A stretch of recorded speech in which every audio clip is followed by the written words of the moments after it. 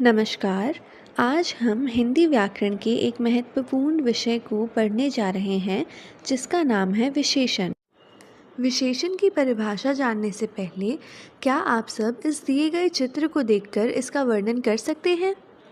यह सवाल पूछने पर आप में से कुछ बच्चे इस चित्र का वर्णन कुछ इस प्रकार कर सकते हैं कि राहुल और उसके दोस्त एक हरे भरे बगीचे में खेल रहे थे।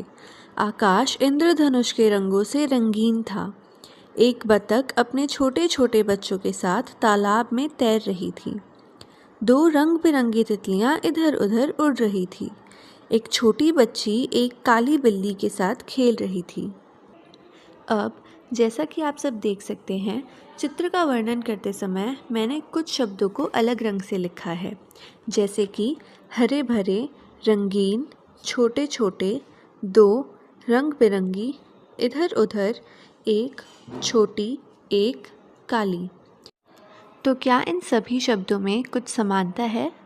जी हाँ, यह सभी शब्द किसी न किसी व्यक्ति, वस्तु या जीव की विशेषता बता रहे हैं और इन्हीं शब्दों को हम विशेषण कहते हैं।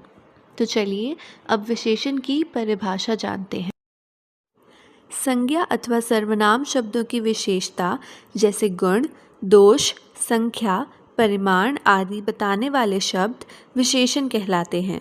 जैसे बड़ा, काला, लंबा, दयालु, भारी, सुंदर, कायर, टेढ़ा मेढ़ा, एक, दो। अब जैसा कि हमने चित्र वर्णन करते समय देखा था कि जो शब्द अलग रंग से लिखे गए थे वे किसी न किसी व्यक्ति, वस्तु या जीव की विशेषता बता रहे थे, इसी प्रकार जिस संज्ञा अथवा सर्वनाम शब्द की विशेषता बताई जा रही है वह विशेष्य कहलाता है। जैसे गीता सुंदर है, इस वाक्य में सुंदर विशेषण है और गीता विशेष्य है। विशेषण शब्द विशेष्य से पूर्व भी आते हैं और उसके बाद भी, जैसे 1 मीटर कपड़ा ले आना, यह रास्ता लंबा है। चलिए अब विशेषण के प्रकार देखते हैं। विशेषण 4 प्रकार के होते हैं: गुणवाचक विशेषण, परिमाणवाचक विशेषण, संख्यावाचक विशेषण और सार्वनामिक विशेषण। गुणवाचक विशेषण जो शब्द किसी वस्तु या व्यक्ति के रूप, गुण या रंग संबंधी विशेषता को प्रकट करते हैं उन्हें गुणवाचक विशेषण कहते हैं। उदाहरण के रूप में जब कोई शब्द किसी संज्ञा या सर्वनाम के गुण, दोष, रंग, दशा अवस्था, दिशा, आकार, स्वाद, स्थान, स्पर्श भाव आदि के बारे में बताता है तो उस शब्द को गुणवाचक विशेषण कहा जाता है।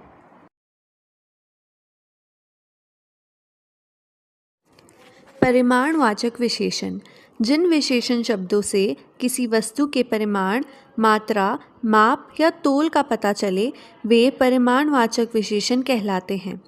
परिमाणवाचक विशेषण के 2 भेद होते हैं: निश्चित परिमाण बोधक विशेषण और अनिश्चित परिमाण बोधक विशेषण। निश्चित परिमाण बोधक विशेषण वो विशेषण शब्द जो हमें किसी वस्तु की निश्चित मात्रा या परिमाण का बोध कराते हैं वे निश्चित परिमाण बोधक विशेषण कहलाते हैं। जैसे 1 बीघा ज़मीन, 4 मीटर कपड़ा, 2 किलो चीनी, 3 लीटर आदि। अनिश्चित परिमाण बोधक विशेषण जो विशेषण शब्द हमें किसी संज्ञा या सर्वनाम की अनिश्चित मात्रा या परिमाण का बोध कराते हैं वे शब्द अनिश्चित परिमाण बोधक विशेषण कहलाते हैं। जैसे थोड़ी जगह, बहुत पानी, कुछ फल आदि। परिमाणवाचक विशेषण के कुछ और उदाहरण इन चित्रों द्वारा दिए गए हैं। जैसे 1 दर्जन केले लाओ, आधा दर्जन अंडे लाओ, मुझे अपनी ज़िंदगी में ढेर सारा पैसा कमाना है। क्या आप बता सकते हैं कि इनमें से कौन सा वाक्य निश्चित परिमाण बोधक विशेषण का उदाहरण है और कौन सा अनिश्चित परिमाण बोधक का? जी हाँ, पहला और दूसरा वाक्य निश्चित परिमाण बोधक विशेषण का उदाहरण है क्योंकि इन वाक्य में हमें वस्तु की एक निश्चित मात्रा का पता चल रहा है, जबकि तीसरा वाक्य अनिश्चित परिमाण बोधक विशेषण का उदाहरण है। संख्यावाचक विशेषण, जिस विशेषण से संज्ञा या सर्वनाम की संख्या का बोध होता है उसे संख्यावाचक विशेषण कहते हैं। जैसे कक्षा में 40 विद्यार्थी उपस्थित है। दोनों भाइयों में बड़ा प्रेम है। उनकी दूसरी लड़की की शादी है।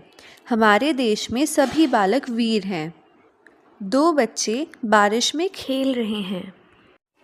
परिमाणवाचक विशेषण की ही तरह संख्यावाचक विशेषण के भी दो प्रकार होते हैं, निश्चित संख्यावाचक विशेषण और अनिश्चित संख्यावाचक विशेषण।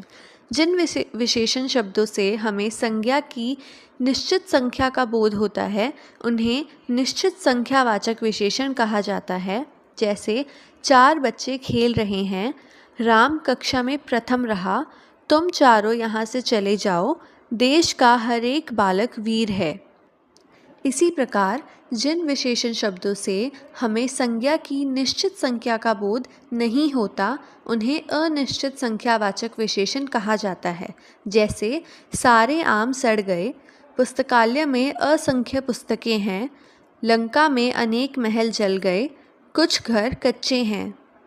इन वाक्यों में हमें संज्ञा की निश्चित संख्या का बोध नहीं हो रहा। अब हम परिमाणवाचक विशेषण और संख्यावाचक विशेषण को और अच्छी तरह समझने के लिए उनके बीच का अंतर देखेंगे। इसके लिए हम एक उदाहरण का प्रयोग करेंगे। जैसे शाम बाज़ार से 2 केले लाया और शाम ने 2 केले खाए। पहले वाक्य में विशेषण शब्द है 2 दर्जन। यहाँ हमें माप तोल की एक इकाई दी गई है, अतः यह विशेषण परिमाणवाचक विशेषण कहलाएगा। दूसरी जगह विशेषण शब्द है 2। यहाँ हमें माप तोल की इकाई की जगह संख्या बताई हुई है, अतः यह विशेषण शब्द संख्यावाचक विशेषण शब्द कहलाएगा। सर्वनामिक विशेषण, ऐसे सर्वनाम शब्द जो संज्ञा से पहले लगकर उस संज्ञा शब्द की विशेषण की तरह विशेषता बताते हैं, वे शब्द सार्वनामिक विशेषण कहलाते हैं। ये शब्द संज्ञा के लिए विशेषण का काम करते हैं। जैसे इस लड़के ने सारे फूल तोड़े, वह लड़का ईमानदार है, वह आदमी फुर्तीला है।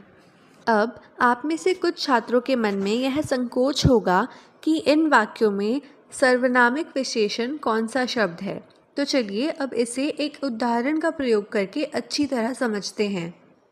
तो यदि मैं बोलूं कि यह मेरा भाई है, तो इस वाक्य में यह एक सर्वनाम है।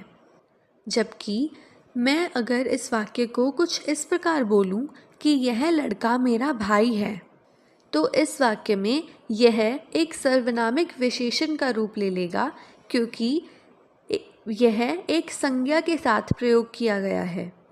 अतः जब कोई सर्वनाम शब्द किसी संज्ञा के साथ उसकी विशेषता बताते हुए प्रयोग किया जाए तो उसे सर्वनामिक विशेषण कहा जाएगा। जैसे उस व्यक्ति को यहाँ लाओ, वह बालक चंचल है। इन वाक्यों में उस और वह सर्वनामिक विशेषण हैं। इसी के साथ हमारा आज का विषय समाप्त होता है। मैं आशा करती हूँ कि आपको आज का विषय पूर्णतः समझ आया होगा। धन्यवाद।